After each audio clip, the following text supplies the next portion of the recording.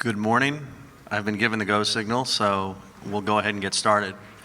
They've got me sitting, but I'll stand for a minute just to make sure everybody knows that we're underway. So this morning's session is all about your favorite law and mine, Obamacare, otherwise known as the Affordable Care Act. And what we want to try and figure out is, can you actually get rid of it?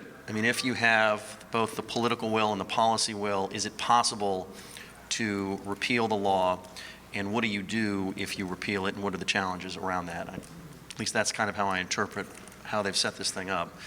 And the policy, I'm not necessarily the biggest expert on, but I had to learn enough because I covered the law as it was moving through Congress when President Obama was first elected. So I had to learn at least something. One thing I know a lot about is the politics of it. So I'll just kind of open it up this way, and then I'm just going to let the panel introduce themselves and make some opening remarks, and then we're just going to try and discuss all of these different issues that are important to how it is you try and do something about this. You know, the interesting thing, I'm normally on the campaign trail these days, and all these years later, there's one guaranteed super loud applause line anywhere you go. When these candidates say, the Republican candidates clearly, I'm going to repeal Obamacare, most of them say and replace, but as long as they say repeal, the audience goes wild. Still. It's as if the thing still passed yesterday. But there are two components to this, and I've seen this in the data, and some of it's just common sense. You can have all sorts of healthcare policy proposals that are conservative and that fit a conservative worldview and fit with conservative values, but if you don't have the political will, if you don't have the votes, and if you don't have somebody that can bring a coalition of members of Congress and interest groups together, it's going to be, it's hard to repeal a major piece of legislation, whether it's this or any other, but specifically this. So the first thing that's necessary is political will. The other thing, and then I'm going to move right to the panel, that I've learned from the data, because I spent a lot of time in the 2010 elections and the 2012 elections and the 2014 elections trying to figure out where anger over Obamacare fit. It's never been broadly approved by the American people. On the left, they actually wish it would have gone further. That's part of the problem. But clearly with independents and on the right, they just don't like it. But here's one other thing I learned over the past couple of years. Americans didn't like the healthcare system before Obamacare either. And politically, I think the best chance, and it would most likely be Republicans, have of getting the votes and the political will across the country to repeal Obamacare would be to offer up something that would replace it. And that's because for a lot of rank and file voters that don't like Obamacare, the idea of going back to what was before, whatever that means to them, is also a horrible idea. And so without a replacement, what you're telling them is, and this is how they interpret this politically, so you're telling me you're going to get rid of this awful system just so I can go back to that old awful system. What's the point? So I think that's why it's imperative for Republicans and anybody else who doesn't like the law to come up with something that can tell American voters, not only am I going to get rid of this thing you don't like, but we're going to start all over and fix the system from the ground up. And I think that's the way to get a lot of broad support. You know, the last thing I would leave you with there is this, and this is more of a policy issue. I'd be interested to get everybody's point of view on this. As I've talked to Republicans over the past 5-6 years that really would like to do away with it, whether or not people think they mean it. I've talked to people that seem like they mean it, and they tell me one of the biggest challenges is that the conservative healthcare ideas and policies that they had come up with for years and years were built to deal with a pre-Obamacare world. We are now, Obamacare is not just a law, it is now the U.S. healthcare system. And one of the things Republicans and conservatives need to figure out what to do, how to do, is how do you reform the new healthcare system? And how do you go to Americans and say, if you have a doctor you like, you're not going to lose it? I mean, that's part of the thing, is some people have been shuffled into these plans and they don't like them. But they can still be insecure the same way they were about Obamacare, because if you're going to change the system, a lot of people are going to say, what about my doctor? What's my new plan going to be? Where am I going to go? And So it's not as simple as saying we had all of these ideas previous. Now you have to come up with a new architecture of a healthcare policy that can deal with the politics and the policy of where we are today, not where we were in 2008. So with that, that's my 2 cents. And if I forgot to introduce myself, I'm David Drucker. I'm with the Washington Examiner. I'm all politics all the time. And policy, just so I can fill in a couple of paragraphs at the end and look like I know what I'm talking about. I'm going to open it up to the panel now and let them introduce themselves. Well, I guess maybe I'm partially the token on the policy for this panel. I'm Nino Churenko. I'm the Director of Health Policy at the Heritage Foundation. Well, when I'm at groups like this, I like to give a little cheerleading kind of start to the whole panel. So the question that was given to us when we said, what is the topic of this panel? It's Obamacare, can it go away? And the simple answer is, you bet. And this isn't something that we have to try to construct. It's almost happening as we speak. So I want to talk a little bit about why this past year was important, what's happening with the healthcare law today, and really kind of what are those policy elements that need to happen to get us on kind of the right path for healthcare reform. So 2016 really was an important year. This Congress, and this year in this Congress, started to did something that it's never done before. Now the media might say, oh, they had a vote on 415 whatever votes on repeal. But this was the first time in this Congress that a piece of legislation actually got to the president's desk. Now, of course, this president vetoed it. I mean, that's not a surprise. But it was a really important test run for this Congress to show that, yes, it is doable to move things through the normal legislative process in order to get it to the president's desk. So I think that's very important. I think also, of course, the president vetoed it, but I think that's par for the course for this administration. We've really been in 8 years of standstill with them on anything regarding to health care, and I think part of that reason is, and one of the big reasons is that there's probably the one major policy accomplishment they've had, so they don't want to touch it. And they also recognize that if they do open it up, it's like opening up Pandora's box, because once you start pulling one string, the whole thing begins to unravel, and then you've got a real mess on your hands. And they're actually exactly right. But the problem for them is also that as they wait to address any of the things that are happening, the problems just keep piling up and piling up. So it doesn't really matter how long we wait, the law is going to get reopened one way or the other. Let's look quickly about kind of what the track record is for this health care law. So one of the things that we can look at is looking at the exchanges themselves. I know there's a lot of discussion about, well, you know, look at all the change that this healthcare law has created. Well, if you start to narrow in exactly what's been going on, it's really not that big of a success. Look at the government exchanges. What have we seen so far? Well, we know that the states are dropping out. This has not become this idea of federalism on, you know, steroids, that all these states were going to have their own kind of state exchange, we're going to preserve what it is. You only have 13 states now that are running their own exchanges. Hawaii, Oregon, not those that you would consider conservative-minded states, have said, we're done, we're turning it back over to the federal government. And now Governor Bevin in Kentucky has also said, we're out of this. Let the federal government handle this mess. We're out of it.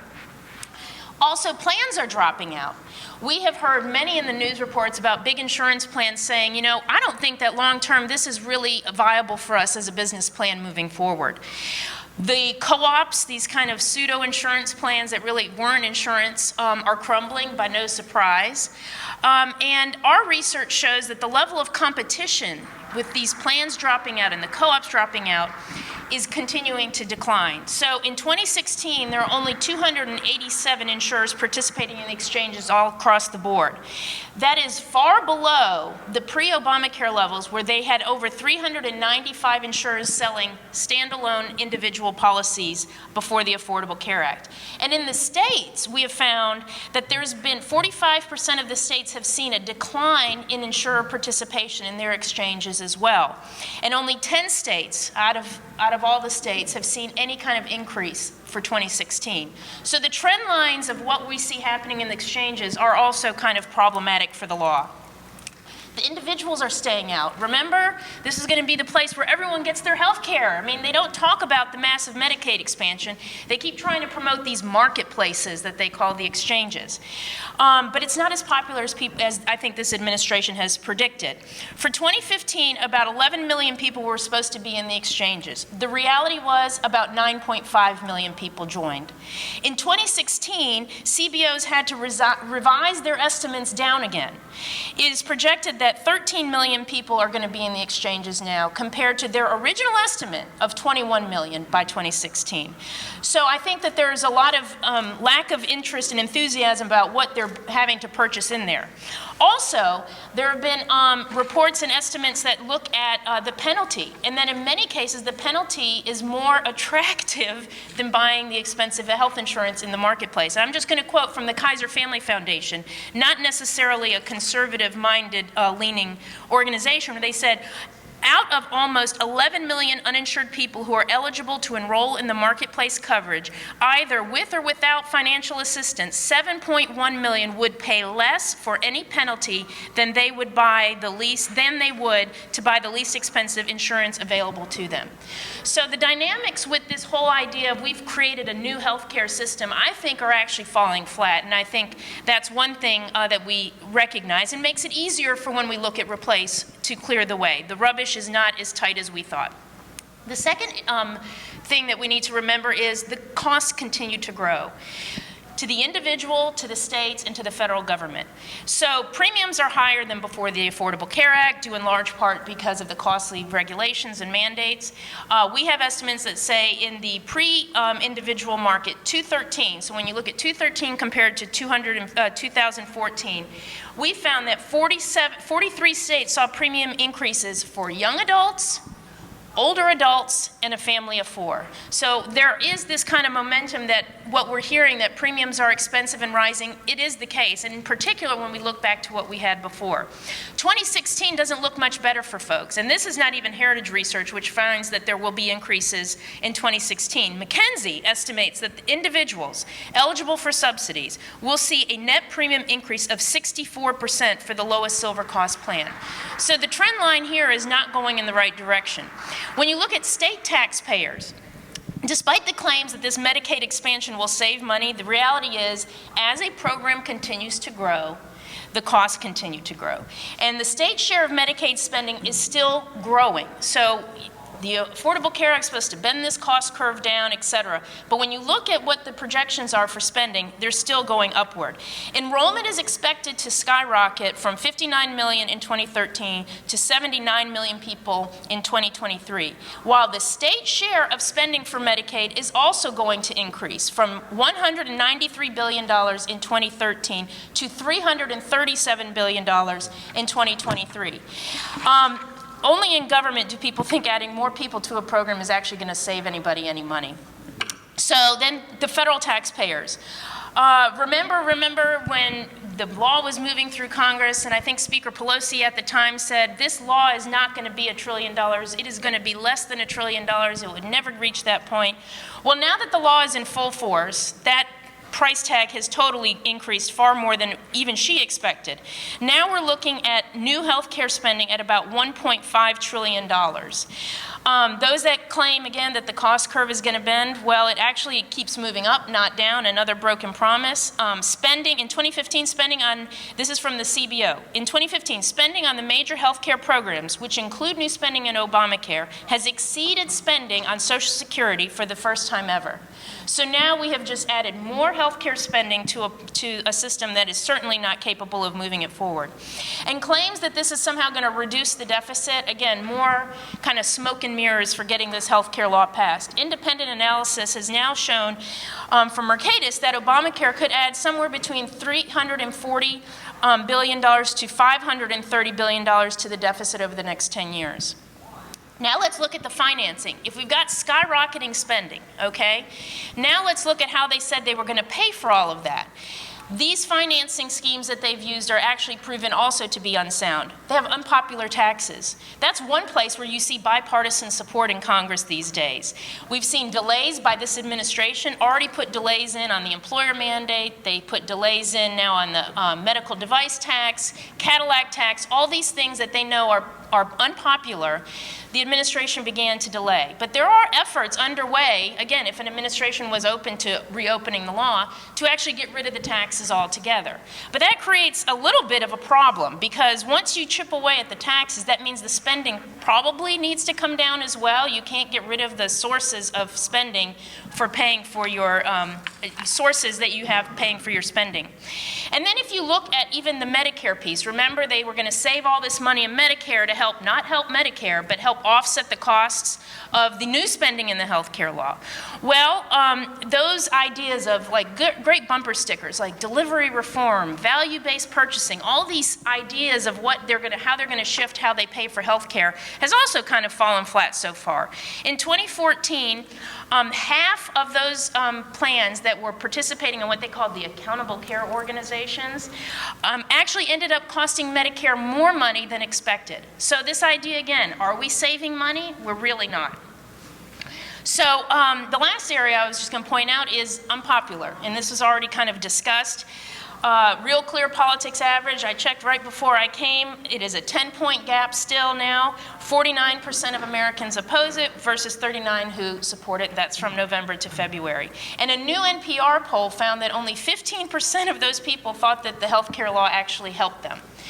So it puts into perspective that actually, even though it was 2,000 pages, the result in the actual impact and quote-unquote success of the Affordable Care Act is probably far smaller than we really realize, which I think gives us a great platform to talk then about, okay, then perhaps repeal isn't as out of our hands and replace isn't as far out of our hands as we first thought.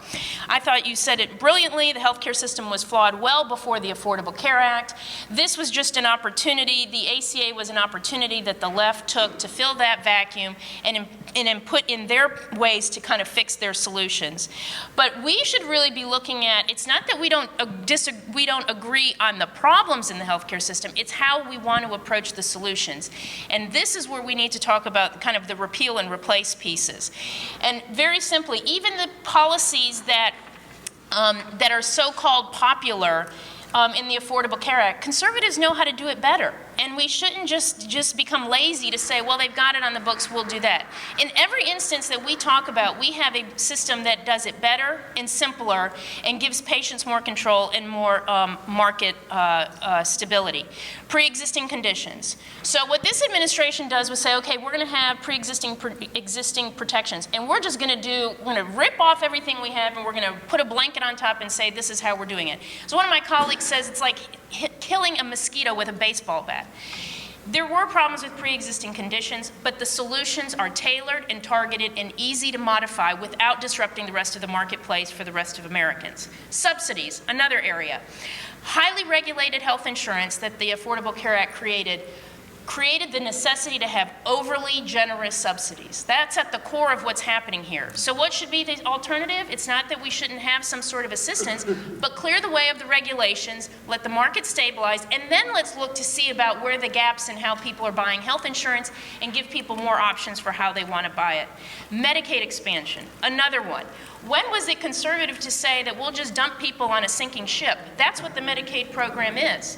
I think it's actually more insensitive and uncompassionate to put people on a program that is overstretched and not delivering quality care to the people it's currently responsible for. I think it sets up all sorts of perverse incentives on the state level as well to kind of grab federal dollars rather than looking at how to solve the problem for those most needy. Sensible solution there. Why not move the able-bodied people into the private market? If the only thing, the obstacle for them of getting private health insurance is assistance, then let's give them some sort of direct assistance and let them buy health insurance like the rest of Americans do. We shouldn't have a two-class system on health insurance. And then others, just in passing. I saw that the president was recently in Wisconsin and was promoting the 26-year-old coverage, and we've reduced hospital readmissions. So we had to pass a 2,000 some odd page law to address two small things like that. And by the way, I think perhaps if those were the two biggest issues that this administration wanted to tackle, probably could have gotten a little bipartisan support and made the policies a little bit more conservative than simply just saying, we've got the solution, that's the best way forward. Okay, but let me end a little bit with an optimistic view, because I'm trying to be optimistic in these days. 2016 brings us a new year. It brings us a new hope of a new administration and the opportunity to kind of set a new course for healthcare moving forward. And I just end finally by saying the elements of the Affordable Care Act, I don't think, are as entrenched as we think they are. It may sound like it, but when you look at really what's happening on the ground, there's plenty of opportunity for us to replace what's in there with better policies to help the American healthcare system.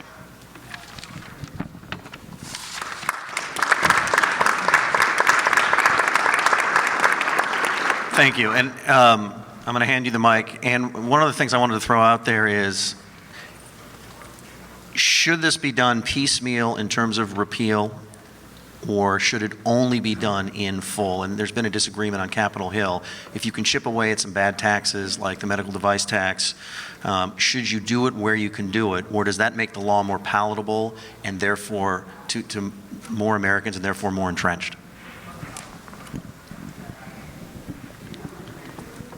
Thanks, David.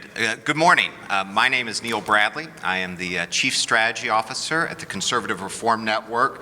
We're a nonprofit dedicated to promoting conservative ideas that are really focused on upward mobility and economic growth. We actually just published a paper on how to replace Obamacare. Let me first pick up with David's question there. Piecemeal or wholesale repeal? Sign me up for both. Because the good news is we don't have to convince the American people that Obamacare was a bad law. Nina gave you the polling results. Those polling results of a 10-point negative for Obamacare have been remarkably consistent for the past 7 years. So this isn't a fight where we have to convince people that it's bad, or where we run the risk of people changing their mind the next day that somehow Obamacare is acceptable. That's not the challenge for us, and that's the good news. Here's a little bit of bad news to the crux of the question of, can we get rid of Obamacare? In my mind, it really takes two things to get rid of Obamacare. The first one you all know as well as anyone, and that is, if you don't win elections, you can't enact policy. So at the end of the day, the reason that Obamacare is still here today is because we didn't have someone in the White House who would sign legislation getting rid of it. And we have to take care of that. But that alone is not sufficient. David alluded this a little bit when he opened our panel. There are, as Nina alluded to, about 13 million Americans today who purchase their health care coverage through the Obamacare exchanges. A majority of those get a subsidy to offset the cost of that. There's about another 9.6 million to 10 million, depending on which numbers you look at, of Americans who get Medicaid today who are newly eligible for Medicaid because of the Obamacare expansion. When Obamacare was first passed, we rightfully went after the president, Nancy Pelosi and Harry Reid, on their broken promise that if you liked your health care, you could keep it. Because millions of our fellow Americans who had health care that they liked were thrown out. They lost their coverage. They had to go for looking for something that was more expensive, less flexible, didn't have the coverage for the doctors that they had relied on for years. And that was a big problem. We're conservatives. We're generally prudent people. We don't believe it's a good thing for the federal government to unnecessarily disrupt the lives of our fellow citizens when they're simply focused on taking care of their families and going to work. So the challenge to us is, what about these nearly, let's just round it up, and let's just say 20 million Americans between Medicaid and the exchanges and subsidies? what's going to happen to them? And they have a legitimate question to ask of every presidential candidate and every candidate for Congress is, what are you going to offer me? And that's where, as conservatives, in my opinion, we have a lot of work to do to coalesce around a plan that gives them some sense, along with every other American, of how the healthcare system will be better than Obamacare and better than the system was even before Obamacare. Now, there are a lot of good policies out there. If you watch the presidential debates, as I'm sure we all have, you hear about two over and over again. You hear about across state line purchases, and you hear about health savings accounts. I am a huge fan of both of those policies. Greater competition, which overcomes state regulation through across state line purchases, will help lower healthcare costs. I have an HSA myself. It encourages incentives for controlling healthcare expenditures. It ultimately will also help lower costs. But here's the problem. Those two policy proposals by themselves are simply insufficient. They'll help us control future healthcare cost growth. Maybe they'll marginally make healthcare today slightly less expensive than it is. But the reality is we have to come to some agreement about how we're going to provide health care for those who don't have employer-provided health care and who don't have the means to afford health care on their own. Now, that's a great challenge for conservatives because sometimes we get divided on that question. And we've gone back and forth in the idea of, are we going to have subsidies for individuals and families? A lot of times we don't like to talk about subsidies. We say, it sounds like government spending, et cetera. Well, John McCain did a lot of things wrong in the 2008 election. One of the things he did right, though, was he had a very bold and conservative health care plan. It actually said we're going to get rid of the employer exclusion of health care and we're going to move to an individual tax credit basis. It's really sound policy. He lost overwhelmingly with the American people on that policy. So we're going to have to figure out how we sell a policy that preserves what people like about health care. For most Americans, that's getting it through their employer, but provides a benefit for those who are unfortunate and don't have the ability to access it through their employer, don't have the means. That's the great challenge. I think we can do it. The reality is in the center-right healthcare community, there's virtual agreement that we need some type of assistance program, as Nina described, for those who can't afford insurance. And if we can get our candidates as well to rally around, we can present a plan to the American people that says, you get to pick your health care now, not an Obama bureaucrat. You're going to be able to afford health care now, which many of you can't do under Obamacare and you couldn't even do before Obamacare.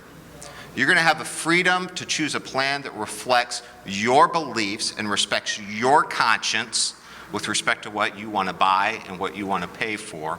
And you're going to have the ability to help us control costs. And that's a win-win, in my opinion, across the board. It's that type of plan that, if sold to the American people, will allow us to implement a repeal and a replace bill. And that's the challenge of the next 8 months, is to come together around that type of plan, and then beginning in January of 2017, hopefully with a new president who agrees with us, the ability to implement it. Thank you. As I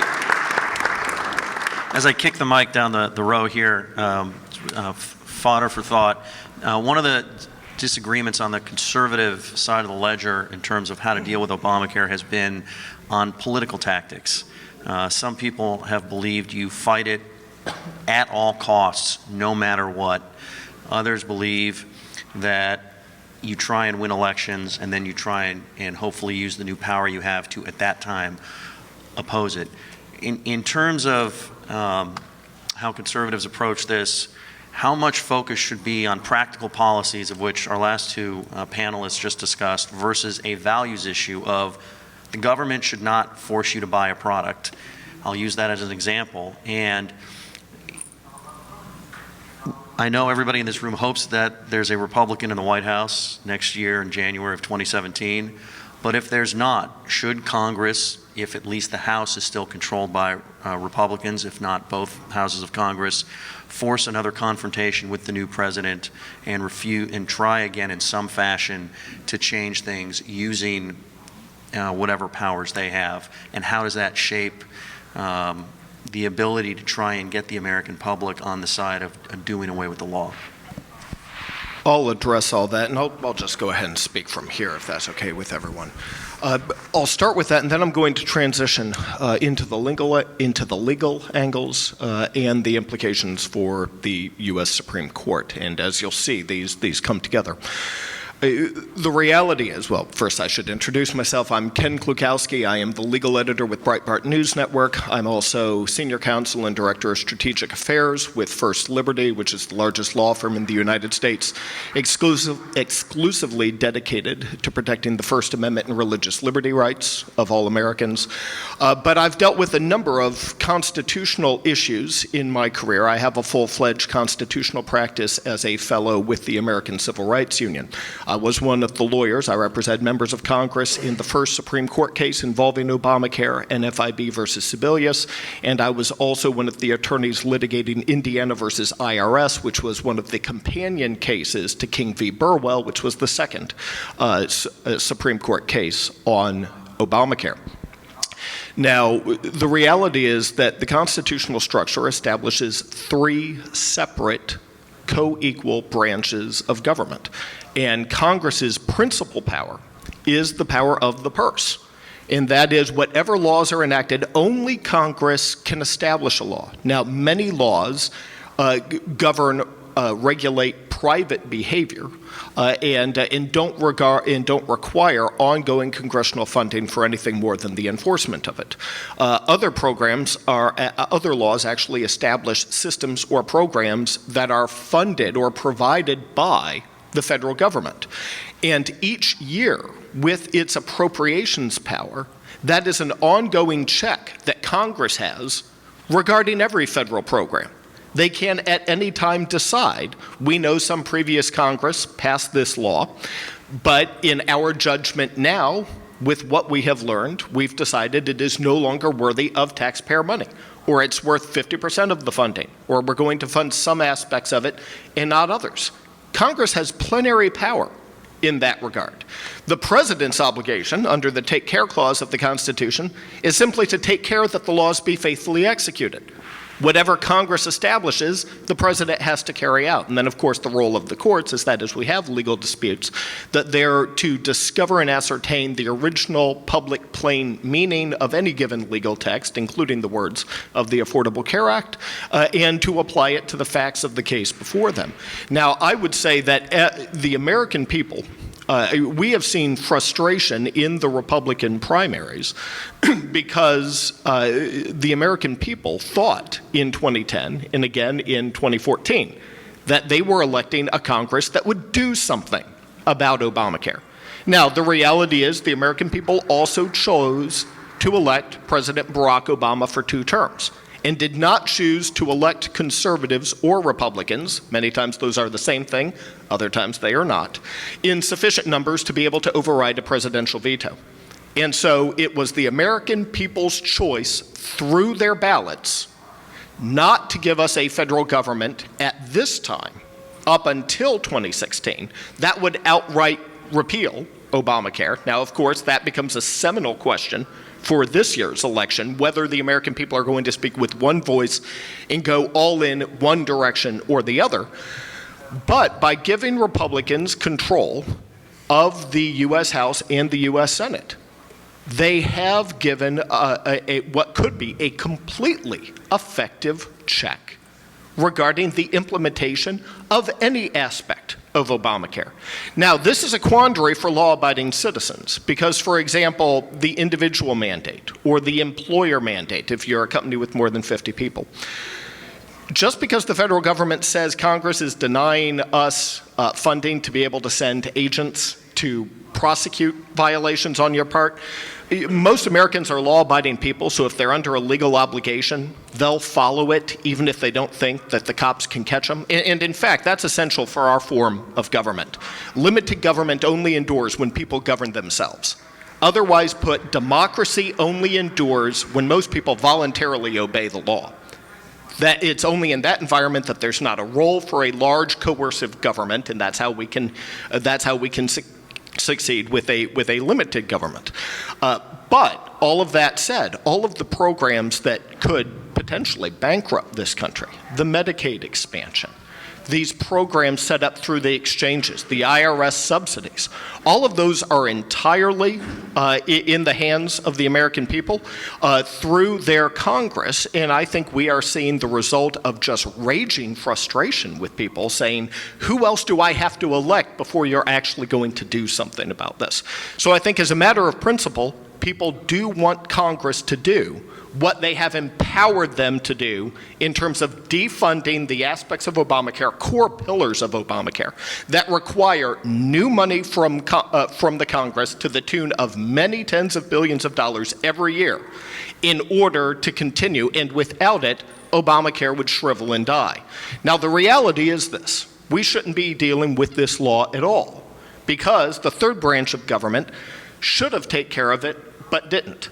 Now, in terms of, and I want to tie this in with the stakes as to what we're looking at in 2016 here, when NFIB versus Sebelius was decided in 2012, between the various issues there, the primary argument of the federal government for the individual mandate had nothing to do with taxes. In almost 1,000 pages of briefing, there were only a couple pages spent discussing taxes, only in passing. I was in the courtroom, again, I was an attorney on that case. I was in the courtroom all 3 days.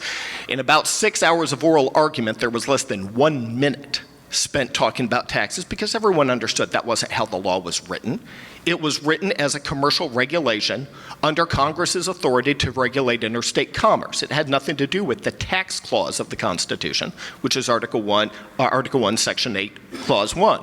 The Commerce Clause is Clause 3. That's what everyone was arguing about one way or the other. And Justice Scalia asked the question, and we will terribly miss Justice Scalia. In fact, as I went to the court as his body was lying in repose, there was a makeshift memorial set up to him, and it included, among flowers and whatnot, it included jars of applesauce for his pure applesauce comment from the Obergefell gay marriage decision, and also included some stalks of broccoli. And that was from his question to the U.S. Solicitor General during oral argument. Because the argument of the government was that your decision whether to buy health care insurance and your decisions as to how to spend your money overall, if aggregated, millions of people nationwide, create a substantial effect on interstate commerce in health care, and therefore Congress has the authority to regulate those decisions that, aggregated together millions of times over, would have a substantial effect. To which Justice Scalia asked, well, does this mean Congress has the authority to tell people to buy broccoli and eat 3 servings a week? If you're doing that, you'll be healthier. Then you won't need as much health care. And if you multiply that across 300 million people, that will have a substantial effect on the interstate commerce market regarding health care. And the U.S. Solicitor General acknowledged that he could not disagree. He didn't want to concede it, but he acknowledged he could not disagree with what Justice Scalia was saying and could not articulate a single life decision that would be outside the power of the federal government to control. Now, we came 1 vote shy of that. Fortunately, there was a partial victory in NFIB. We had a brand new 10th Amendment limit on congressional spending power vis-a-vis the states, and also there were 5 votes to say that that is beyond the power of the Commerce Clause. That's why Chief Justice Roberts came up with his own theory regarding a tax, which upheld the individual mandate but did not give the federal government the unlimited power that it was asking for and asking the court to recognize there. But we lost that case. Then a couple years later in King v. Burwell, we lost the IRS subsidy rule case, even though the wording of the law was explicit, and it was a power play to squeeze the states to join in Obamacare, to partner with the federal government, because otherwise they said that voters would revolt and vote out state lawmakers who refused to participate. Well, the majority of states chose not to get involved with Obamacare. We didn't want to set up an exchange. In fact, half of them didn't even go for the Medicaid expansion either. These are central pillars of the Obamacare system. But nonetheless, in ignoring the plain meaning of the structure and the words of those provisions in Section 1401 of the ACA, the Supreme Court said that nonetheless, the IRS rule saying, well, everyone gets subsidies, that's okay. As Justice Scalia, again, who will be so terribly missed, said in his dissent that all of our rules of statutory interpretation were being made subordinate to the overall rule that the Affordable Care Act must be saved at all costs. And where he said America should just start calling this law SCOTUS care. Now, the reality is that we do not have 5 votes to deal with the constitutional problems of Obamacare in the courts. And I'll tell you, when you have a statute that's more than 1,000 pages long, something in there is unconstitutional. It might not even be something that no one's ever challenged yet. Something in there violates the Constitution. The reality is that this is now going to be a seminal issue for 2016. Because a lot of people in our constitutional system, the Constitution is largely a charter of negative liberties. It is a bunch of thou shalt nots regarding the government. Can't take away their guns, can't say no free speech, can't stop people from exercising their religious liberty, et cetera, et cetera. In many countries, though, their constitutions have affirmative rights. Many of them have the affirmative right to health care. The government owes you health care. Just like in many countries, you have an affirmative right to housing, to free education, et cetera. Before Justice Scalia's passing, we were 1 vote away from having the first conservative Supreme Court in this country since 1936. None of us have ever lived in an America where there was a conservative Supreme Court because we lost it in 1937. We were also, however, 1 vote away on the other side, not just of the most liberal court since whenever, but the most liberal court in all of American history. And if you were to have a liberal ascendancy on the U.S. Supreme Court, you could even repeal Obamacare and it wouldn't make a difference because you could have the Supreme Court declare that everyone has a fundamental right to government-provided health care. And I hate to interrupt, but I want to get to Phil before they yank me here. And on your point about 2016 and how important this election could be to the prospects of repealing and replacing Obamacare, exactly what is required from the Republican presidential nominee vis-a-vis how they run on and campaign around Obamacare and repealing it and replacing it so that conservatives could be best set up in 2017 to have a shot politically at actually doing away with the law? Well, I think it's got to be a central campaign theme in the fall, and I think that it will be.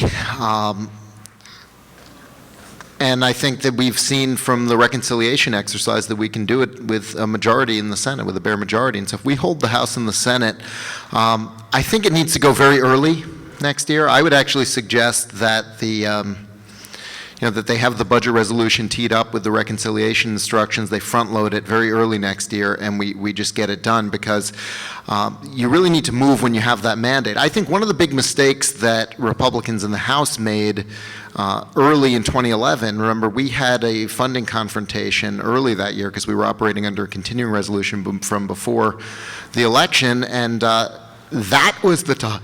That was the time to have the defund or bust shutdown type fight where you had this huge mandate coming out of a fresh election that was fought on that issue. Trying to do it 2.5 years later made no sense. That energy had dissipated, it wasn't going to succeed. And so I think we need to learn from that it needs to be very early on the agenda, very front-loaded, and we need to come out of the election with a mandate to take it on, and it's got to move very quickly as it can given that process. But I want to, there are a couple other things I was planning to talk about, and I know we're short on time. I'm batting cleanup today, and I want to thank my daughter for sitting through all of this very nicely.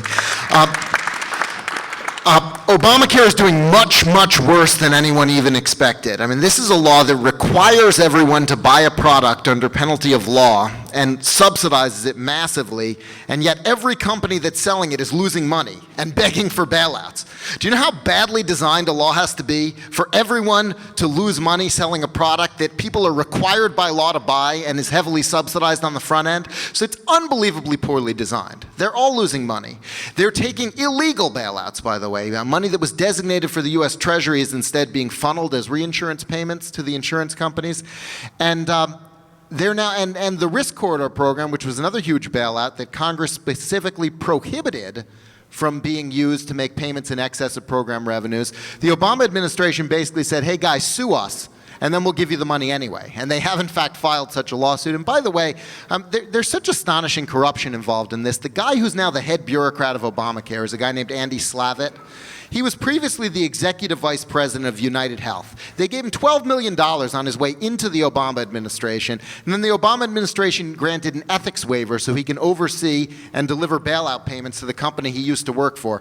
And by the way, his predecessor as the head Obamacare bureaucrat, Marilyn Tavenner, she left to become the top lobbyist for the health insurance industry. She's now at AHIP, lobbying for the bailouts that Andy Slavitt is delivering. So there's astonishing corruption to keep money flowing on the back end to prop this thing up, because it does not work. Now, what are the Democrats doing about that? How are they trying to survive this year? They've got a very cynical strategy. They've got the health insurance companies and the hospitals and the pharmaceutical benefit managers on board with this strategy. And they've got all the liberal foundations, they've got all the Democratic politicians, they've got everyone in the media, and the strategy is blame the drug companies. Okay? And it's a poll-tested strategy because everyone hates the drug companies, so they're a pretty good villain to blame things on. They got this gift of this guy Martin Shkreli, the guy who bought the Wu-Tang album for millions of dollars and jacked up the price of his drug, 10,000%, the sort of the ultimate villain. And by the way, they actually said the day he testified in Congress, this left-wing cabal of these industry interests and left-wing interest groups, they actually said the entire industry is like him. He's no different than which is one of the most absurd things you could ever hear. But what they did, they launched this whole strategy last year. And they had polling first came out of Kaiser, and then they had articles in the New York Times and the LA Times on Shkreli the same day that Hillary gave her big speech saying all of our problems in healthcare because the drug companies charge too much. The strategy is premised on a lie. Okay, they say, oh, Obamacare is not the reason that premiums and deductibles are going through the roof. It's all the drugs. Well, drug spending is about 10% of medical spending in this country. There's no way, just a simple matter of arithmetic, that can be the cost driver for these huge increases that we heard Nina talk about. But second, out-of-pocket costs for prescription drugs peaked in 2005. They've been on a 10-year downward trend since then. And the big spike, the big one-time spike that we saw last year was because we cured hepatitis C, okay? And those cures are expensive, but it's a cure. You take it once, and then you don't have it anymore. It's not like the chronic treatments that you need to use forever. And so this strategy is not based in fact in any way. And yet this coalition that they've put together is political heavy hitters. It's being led by John Rother, the guy who delivered AARP's support for Obamacare when calls from seniors were running 14-1 against it. They said, it's okay, we'll support it anyway, because they were cut in on the deal. And he's got all of these industry players on board. They're all saying the same things, and every major liberal interest group, including all of the unions and so forth. And every time, you'll notice, every time a Democrat gets asked about health care, the first thing they do is change the subject to prescription drugs. They say, oh, yeah, Obamacare is great, but the real problem is we need to take on the drug companies. And that's how they plan to survive this election. And we cannot let them do that. We cannot let them scapegoat the drug companies for the cost increases that they've caused with their terribly designed law. And with that, they're forcing me to change the subject. I want to thank all of our panelists. Thank everybody for being here this morning. I know it's early. Sure, this is to be continued.